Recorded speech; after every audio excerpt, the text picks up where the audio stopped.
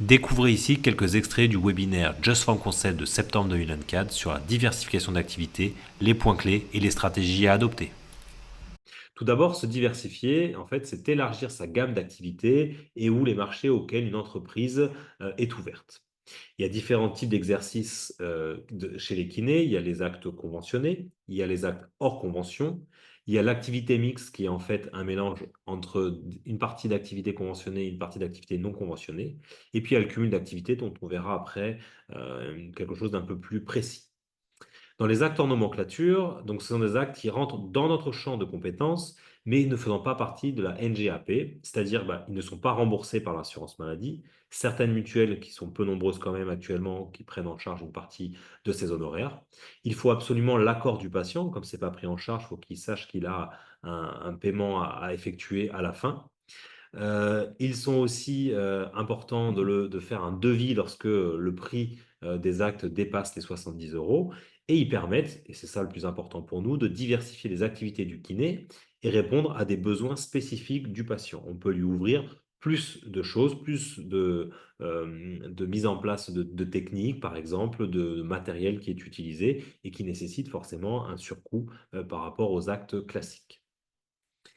Quand on parle de cumul d'activités, donc cette fois-ci, c'est une partie d'actes en conventionné ou hors convention et une autre activité qui n'est pas liée directement à la kinésithérapie. Là, il y a un petit exemple, gérant d'un hôtel de spa, on peut ouvrir un magasin de chaussures. La chose qu'il faut avoir en tête, c'est que ça ne doit pas mettre en péril la dignité, la moralité de notre profession de kinésithérapeute. Et là, la communication pour ce cumul d'activités est réglementée par la déontologie des kinés d'un côté, et pour l'autre, on est libre de communiquer sans qu'il y ait évidemment de lien entre l'une et l'autre. Quelques spécificités de notre champ de compétences, parce qu'on disait que les actes hors convention rentraient dans notre champ de compétences. Donc la gymnastique, c'est un terme très très générique, mais c'est comme ça qu'il est écrit dans les textes. Le massage, la promotion de la santé, la forme et le bien-être. Ça veut dire qu'on a quand même un champ de possibilités qui est très très important en tant que kiné pour développer des actes hors convention et en faire, pourquoi pas aussi, un cumul d'activités. Nous avons ici aussi obtenu une réponse positive de la part du Conseil de l'ordre des masseurs kinésithérapeutes, indiquant que sous certaines réserves, le masseur kinésithérapeute a la possibilité de cumuler son activité libérale et une activité commerciale. Il y a bien sûr des limites à cet exercice, il ne faut pas qu'il y ait une atteinte à sa déontologie. Donc il faut que cette activité commerciale respecte absolument le secret professionnel, notamment avec l'activité astreinte, mais également la dignité dans l'exercice de sa profession. Alors oui, en fait, donc l'administration fiscale autorise et tolère finalement que vous puissiez rattacher donc, des activités non conventionnées, mais qui soient dans le prolongement de votre activité principale, à votre BNC et donc à votre entité déjà existante. Si jamais vous avez une activité donc non conventionnée commerciale qui est totalement distincte de votre activité initiale, vous ne pourrez pas le rattacher à votre BNC, vous serez obligé d'avoir une entité distincte. Ça peut rester une entreprise individuelle ou une société, mais c'est surtout que donc il sera imposé dans une autre catégorie de revenus. Donc, on peut avoir en tête une idée de diversification et on se pose la première question, mon activité de diversification fait-elle partie de mon champ de compétences? Bon, là pour le coup, on va répondre oui. On se pose ensuite, ces actes sont-ils référencés dans la NGAP? Non, ils ne font pas partie de ce qui est remboursé par la sécurité sociale.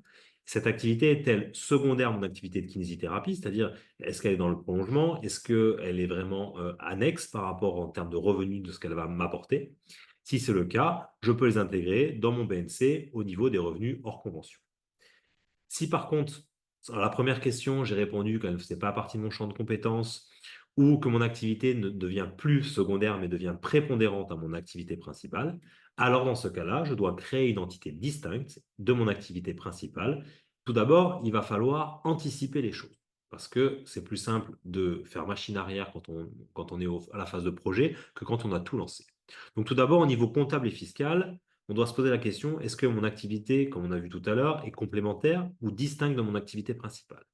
Est-ce que c'est des actes hors convention, donc je vais pouvoir les intégrer à mon BNC, ou ça nécessite une entité distincte pour pouvoir les intégrer?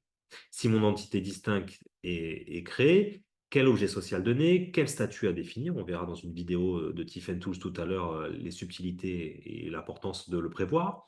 Ensuite, il faut pouvoir se projeter où est-ce que je serai avec mon activité dans 5 ans. Est-ce que je suis suffisamment outillé pour le développement, pour améliorer les choses, pour changer des choses, ou est-ce que je vais être freiné si je ne crée pas dès le départ cette entité-là?